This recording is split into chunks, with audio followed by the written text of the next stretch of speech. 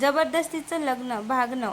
मायाला अचानक आठवलं आरव आपल्या लग्नाची तारीख. आरवने तारीख कॅमेऱ्याच्या पासपोर्टमध्ये टाकली. कॅमेरा सुरू झाला. स्क्रीनवर मायाचे बाबा दिसले. ते म्हणाले, माया, जर हा व्हिडिओ तू पाहत असेल तर माझी योजना यशस्वी झाली आहे. तुझं आणि आरवचं लग्न मी का ठरवलं हे आता तुला समजेल.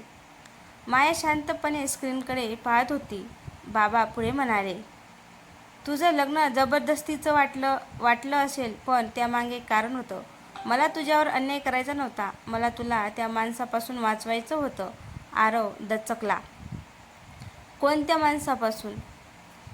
व्हिडिओमध्ये बाबांनी एक नाव सांगण्यासाठी तोंड उघडलं, पण त्या क्षणी स्क्रीन काळी झाली. माया घाबरून म्हणाली, व्हिडिओ पुन्हा सुरू का होत नाही? आरवने कॅमेरा तपासला. बाकीचा व्हिडिओ दुसऱ्या फाईलमध्ये आहे. माधव काका म्हणाले, मग ती फाईल शोधा. आरवने कॅमेऱ्यातील फोल्डर उघडलं. एक फाईल दिसत होती. माया, सत्य. पण ती फाईल उघडण्याआधीच फोनवर मेसेज आला. तो व्हिडिओ पाहू नका. त्यात तुमच्या लग्नाचं खरं कारण आहे. माया ठामपणे म्हणाली, आता तर हा व्हिडिओ पूर्ण पाहणारच. आरवने कॅमेऱ्यातील माया, सत्य ही फाईल उघडली. स्क्रीनवर मायाचे बाबा दिसले. ते म्हणाले, माया, आज तुला एक सत्य सांगतो. तुझं आणि आरवचं लग्न माझ्या इच्छेविरुद्ध झालं नव्हतं. उलट मीच ते घडवून आणलं होतं. माया डोळ्यात अश्रू घेऊन स्क्रीनकडे पाहत होती. पण का बाबा? व्हिडिओमधले बाबा पुढे म्हणाले, कारण मला माहिती होतं की आरवच्या घरात एक अशी व्यक्ती आहे जी तुला सुरक्षित ठेवू शकते. आरव चकित झाला. म्हणजे माझ्या घरातली व्यक्ती? व्हिडिओमध्ये बाबांनी एका जुन्या फोटोचा उल्लेख केला. या फोटोमध्ये ज्या व्यक्तीच्या हातात फाईल आहे त्याच्याकडे माझ्या निर्दोषत्वाचा शेवटचा पुरावा आहे. मायाने फोटो पाहिला. फोटोमध्ये सुमित्राबाईच्या हातात तीच फाईल दिसत होती. माया आईकडे वळली. आई, ही फाईल तुझ्याकडे होती? सुमित्राबाईच्या डोळ्यात अश्रू आले. हो माया, तुझ्या बाबांनी ती मला दिली होती. आरवने विचारलं, मग तुम्ही इतकी वर्ष आम्हाला का नाही सांगितलं? सुमित्राबाई म्हणाल्या, कारण तुझ्या बाबांनी मला शपथ दिली होती. माया आणि आरव एकत्र येईपर्यंत हे सत्य कुणालाही सांगायचं नाही. माया थक्क झाली. तेवढ्या सुमित्राबाईंनी फाईल पुढे केली. आता वेळ झाली आहे. ही फाईल उघड. मायाने फाईल उघडली. पहिल्याच पानावर एक नाव होतं, वकील देशमुख. माया आणि आरव एकमेकांकडे पाहू लागले. पण पुढच्या पानावर लिहिलं होतं, देशमुख फक्त प्यादा आहे. खरा सूत्रधार दुसराच आहे. मायाने फाईलमधलं पुढचं पान उघडलं. त्यावर लिहिलं होतं, देशमुख फक्त प्यादा आहे. खरा सूत्रधार आपल्या कुटुंबाच्या अगदी जवळ आहे. आरवने घाईनं विचारलं, आई, तुम्हाला त्या व्यक्तीचं नाव माहीत आहे का? सुमित्राबाई काही क्षण शांत राहिल्या. हो, पण हे नाव सांगण्याआधी तुम्ही दोघांनी माझ्यावर विश्वास ठेवायला हवा. माया म्हणाली, आई, आम्हाला फक्त सत्य हवं आहे. सुमित्राबाईंनी फाईलमधून एक जुना फोटो काढला. हा फोटो तुझ्या बाबांनी मला दिला होता. यातला माणूसच या सगळ्या मागे आहे. आरवने फोटो हातात घेतला. फोटो पाहताच त्याच्या चेहऱ्यावर धक्काच उमटला. हा तर माया घाईने म्हणाली, कोण आहे? आरव काही बोलणार इतक्या सुमित्राबाई म्हणाल्या, मायाचा मामा नाही, माधव काका नाही, रघुनाथही नाही. माया गोंधळली. मग कोण आहे? सुमित्राबाईंनी फोटोतील व्यक्तीकडे बोट दाखवलं. हा माणूस तुमच्या दोन्ही कुटुंबाचा जुना मित्र आहे आणि तो आजही तुमच्या संपर्कात आहे. तेवढ्यात माधव काकांचा फोन वाजला. कॉल करणाऱ्याचं नाव स्क्रीनवर दिसताच सगळे शांत झाले. वकील देशमुख. माधव काकांनी फोन उचलला. समोरून फक्त एकच वाक्य ऐकू आलं, माधव. आता त्यांना सगळं सांगण्याची वेळ आली आहे. माधव काकांच्या चेहऱ्यावरचं हास्य नाहीसं झालं. माधव काकांच्या हातातला फोन थरथरत होता. आरवने विचारलं, काका, देशमुखांनी तुम्हाला काय सांगितलं? माधव काका काही क्षण शांत राहिले. मग त्यांनी फोन ठेवला आणि म्हणाले, आता हे सत्य तुमच्यापासून लपवण्यात काहीच अर्थ नाही आहे. माया पुढे आली. मग सांगा, खरा सूत्रधार कोण आहे? माधव काकांनी टेबलावर एक जुना कागद ठेवला. तुझ्या बाबांच्या प्रकरणात मी सुरुवातीपासूनच सगळं पाहत होतो, पण माझ्यावरही दबाव होता. आरवने विचारलं, कोणाचा दबाव?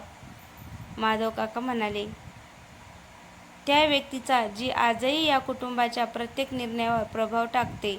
माया गोंधळली. पण ती व्यक्ती आहे तरी कोण? माधव काकांनी हळूच एका नावावर बोट ठेवलं. माया ते नाव वाचून स्तब्ध झाली. सुमित्राबाई. आरवने लगेच आईकडे पाहिलं. आई? सुमित्राबाईच्या डोळ्यात अश्रू आले. हो, माझं नाव त्या कागदावर आहे, पण मी सूत्रधार नाही, माया म्हणाली. मग तुमचं नाव इथे का? सुमित्राबाईने एक जुनी डायरी पुढे केली. कारण तुझ्या बाबांनी मला दोषी ठरवण्यासाठी नाही, तर खऱ्या व्यक्तीपर्यंत पोहोचण्यासाठी माझं नाव मुद्दाम लिहिलं होतं. मायाने डायरी उघडली. शेवटच्या पानावर एकच वाक्य होतं, सुमित्रावर विश्वास ठेवा, तिच्या मागे लपलेलं नाव शोधा. माया आणि आरव एकमेकांकडे पाहू लागले.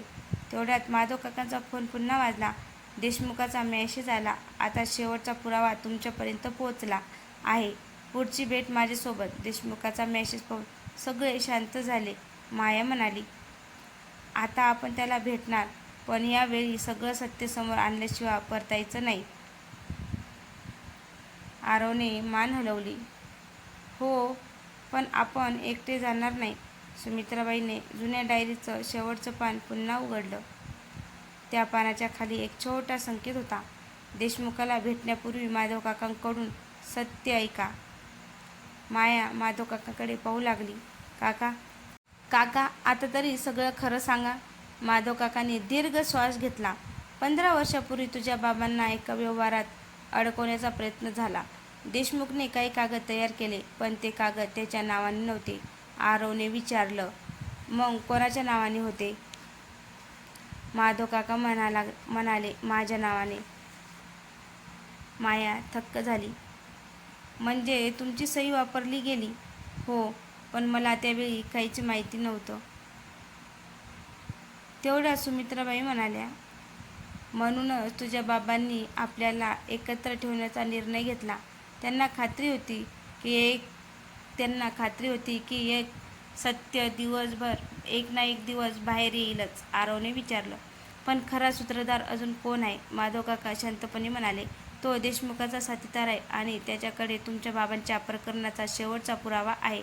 माया म्हणाली, त्याचं नाव काय? माधव काकांनी उत्तर देण्याआधीच दारावर टकटक झाली. सगळेच दचकले. दार उघडलं तर बाहेर एक कुरिअरवाला उभा होता. त्याने एक छोटा बॉक्स मायाच्या हातात दिला. बॉक्सवर फक्त एक वाक्य लिहिलं होतं, माया आणि आरवसाठी, तुमच्या बाबांकडून. माया आणि आरव एकमेकांकडे पाहू लागले. या बॉक्समध्ये बाबांचा शेवटचा पुरावा होता. मायाने तो बॉक्स हळूच उघडला. आत एक जुना फोटो, एक पेनड्राईव्ह आणि बाबांनी लिहिलेली छोटी चिठ्ठी होती. मायाने चिठ्ठी उघडली. त्यावर लिहिलं होतं, माया, हा पुरावा तुला योग्य वेळी मिळेल याची मी व्यवस्था केली आहे, पण हा पुरावा पाहिल्यावर कुणावरही लगेच विश्वास ठेवू नकोस. आरवने पेनड्राईव्ह घेतला. यात कदाचित सगळ्या प्रश्नांची उत्तरे असतील. दोघांनी पेनड्राईव्ह संगणकाला जोडला. त्यात एकच व्हिडिओ होता. व्हिडिओमध्ये मायाचे बाबा दिसत होते. ते म्हणाले, जर तुम्ही हा व्हिडिओ पाहत असाल तर माझ्या प्रकरणामागचं सत्य तुमच्यापर्यंत पोहोचलं आहे. माया डोळ्यात अश्रू घेऊन स्क्रीनकडे पाहत होती. बाबा पुढे म्हणाले, माझ्यावर खोटे आरोप करणाऱ्या व्यक्तीचं नाव माझ्याकडे आहे. पण त्याला उघड करण्यासाठी तुम्हाला आधी माझ्या जुन्या कार्यालयात जावं लागेल. आरवने विचारलं. पण तिथे आपण आधीच गेलो होतो. व्हिडिओमध्ये बाबा म्हणाले. तुम्ही ज्या खोलीत गेलता ती माझी खरी खोली नव्हती. कार्यालयाच्या मागे एक गुप्त खोली आहे. माया थक्क झाली. व्हिडिओच्या शेवटी बाबांनी एक वाक्य सांगितलं. त्या खोलीत तुम्हाला माझ्या निर्दोषत्वाचा शेवटचा पुरावा मिळेल आणि माझ्या विश्वासघातकी व्यक्तींचं नावही. व्हिडिओ बंद झाला. राधिका म्हणाली, मग आता आपल्याला त्या गुप्त खोलीचा शोध घ्यायचा आहे. माया ठामपणे म्हणाली, हो, आणि यावेळी सत्य पूर्णपणे समोर आणायचं. पण त्यांना माहिती नव्हतं, देशमुख आधीच त्या गुप्त खोलीत पोहोचला होता. माया, आरव आणि राधिका जुन्या कार्यालयाच्या दिशेने निघाले. मायाच्या हातात बाबांचा पेनड्राईव्ह होता. आज काहीही झालं तरी बाबांचं सत्य समोर आणायचं, माया म्हणाली. कार्यालयात पोहोचल्यावर त्यांनी मागची खोली शोधायला सुरुवात केली. भिंतीवर एका ठिकाणी वेगळा आवाज येत होता. आरवने भिंतीवर हात ठेवला. इथे काहीतरी आहे. त्याने बाजूची जुनी कपाट हलवली. मागे एक लहानसा दरवाजा दिसला. माया चावी लावणार इतक्यात आतून आवाज आला. उशीर झाला. दरवाजा हळूच उघडला. समोर वकील देशमुख उभा होता. मायाने विचारलं, तुम्ही इथे आधी कसे आलात? देशमुख शांतपणे म्हणाला, कारण मला माहिती होतं की तुमच्या बाबांनी ही खोली कुठे ठेवली आहे. आरव पुढे झाला. मग आज सगळं सत्य सांगा. देशमुखने एक फाईल मायाकडे दिली. ही फाईल उघडली तर तुला समजेल की तुझ्या बाबांना अडकवणारा मी नव्हतो. मायाने फाईल उघडली. पहिल्याच पानावर एक सही होती. ती पाहून माया स्तब्ध झाली. ही तर माझ्या बाबांची सही आहे, देशमुख म्हणाला. हो, पण त्यांनी ती सही का केली होती हे तुला अजून माहिती नाही. मायाने पुढचं पान उलटलं. त्यावर लिहिलं होतं, माझ्या मुलीला वाचवण्यासाठी मला स्वतःवरच खोटा आरोप घ्यावा लागला. माया थरथरली. बाबांनी स्वतःवर आरोप का घेतला? देशमुखने तिच्याकडे पाहिलं. कारण खरा धोका तुझ्या जन्मापासूनच तुझ्या आयुष्यात होता. मायाच्या हातातली फाईल थरथरत होती. बाबांनी स्वतःवर खोटा आरोप घेतला का घेतला? देशमुख काही क्षण शांत राहिले. कारण त्यावेळी तुझ्या बाबांना एकच भीती होती, तुझं आयुष्य धोक्यात येऊ नये. आरवने विचारलं. पण माया लहान होती, तिच्यामुळे कोणाला काय धोका होता? देशमुखाने टेबलावर एक जुना फोटो ठेवला. फोटोमध्ये मायाचे बाबा एका छोट्या मुलीला हातात घेऊन उभे होते. माया फोटो पाहून म्हणाली, ही मुलगी मी आहे? हो, देशमुख म्हणाला. आणि त्या फोटोच्या मागे तुझ्या बाबांनी एक नाव लिहिलं होतं. मायाने फोटो उलटला.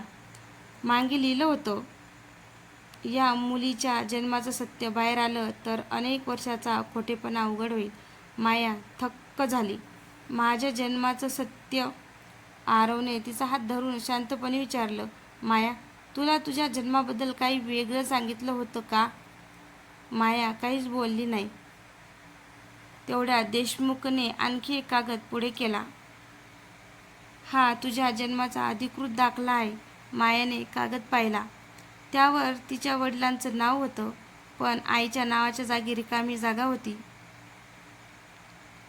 माया हादरली. इथे आईचं नाव का नाही? देशमुख म्हणाला. इथे आईचं नाव का नाही? देशमुख म्हणाला, कारण तुझ्या जन्माचं खरं रहस्य अजून त्या व्यक्तीकडे आहे, जी आजपर्यंत तुला आपली मुलगी म्हणून वाढवत आली. माया हळूहळू सुमित्राबाईकडे वळली. माया सुमित्राबाईकडे पाहतच राहिली. या कागदावर तुझं नाव का नाही? सुमित्राबाईच्या डोळ्यात अश्रू आले. माया, मी तुला काही लपवलं नाही, पण ते तुझ्या विरुद्ध नव्हतं. माया शांतपणे म्हणाली. मग खरं काय आहे? सुमित्राबाईने जुन्या कपाटातून एक फाईल बाहेर काढली. तुझ्या बाबांनी मला ही फाईल दिली होती. त्यांनी सांगितलं होतं की योग्य वेळ आली की ती तुला द्यायची. मायाने फाईल उघडली. त्यात तिच्या जन्माच्या दिवसाची काही कागदपत्र होती. एका कागदावर लिहिलं होतं, मायाच्या जन्मानंतर तिच्या सुरक्षिततेसाठी तिच्या आईची ओळख गुप्त ठेवण्यात आली. माया गोंधळली. पण का? सुमित्राबाई म्हणाल्या. कारण तुझ्या जन्मानंतर तुझ्या बाबांना धमक्या येत होत्या. तुला सुरक्षित ठेवण्यासाठी त्यांनी काही गोष्टी जगापासून लपवल्या. आरवने विचारलं. मग माया खरं सत्य कधी जाणणार होती? सुमित्राबाईंनी तिच्याकडे पाहिलं. आज मायाच्या डोळ्यात अश्रू आले. मग माझी खरी आई कोण? सुमित्राबाईंनी उत्तर देण्याआधी देशमुखने एक फोटो टेबलावर ठेवला. माया फोटो पाहून स्तब्ध झाली. देशमुख म्हणाला, फोटोमध्ये एक स्त्री आणि मायाचे बाबा होते. हीच ती व्यक्ती आहे जिला तुझ्या बाबांनी तुझ्या जन्मापासून जगापासून लपवलं होतं. माया फोटो हातात घेऊन कुजबुजली. ही स्त्री मला कुठेतरी पाहिल्यासारखी वाटते. मायाने फोटो पुन्हा नीट पाहिला. ही स्त्री मला ओळखीची का वाटते? सुमित्राबाईच्या डोळ्यात अश्रू आले. कारण तू तिला पाहिलेलं आहेस. माया दचकली. कुठे? सुमित्राबाई काही बोलण्याआधीच देशमुख म्हणाला, तुझ्या बाबांच्या जुन्या कार्यालय. मायाला आठवलं. त्या दिवशी मंदिराजवळ एक वृद्ध स्त्री मला भेटली होती. आरव म्हणाला, हो, पण मीच असेल असं कसं म्हणायचं? देशमुखने फोटोच्या मागची चिठ्ठी दाखवली. त्यावर मायाच्या बाबांनी लिहिलं होतं. माया तिला ओळखणार नाही, पण ती माया जन्मल्यापासून तिच्यावर लक्ष ठेवत आहे.